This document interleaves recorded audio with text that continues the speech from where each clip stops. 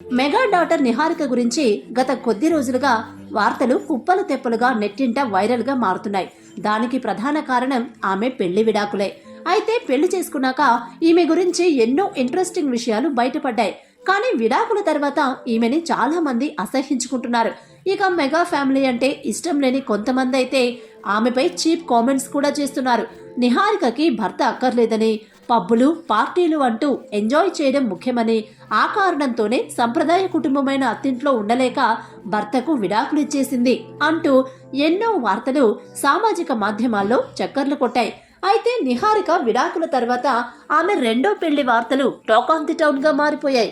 ఇక గత కొద్ది రోజుల నుండి తన అత్త కొడుకైన వైష్ణవ్ తేజ్తో నిహారిక ఉన్న ఫోటోలు సోషల్ మీడియాలో షేర్ చేస్తూ వీరిద్దరి మధ్య ఏదో నడుస్తోంది అని, నిహారిక వైష్ణవ్ను రెండో పెళ్లి చేసుకుంటుంది అని సోషల్ మీడియాలో ట్రోలింగ్ జరుగుతుంది.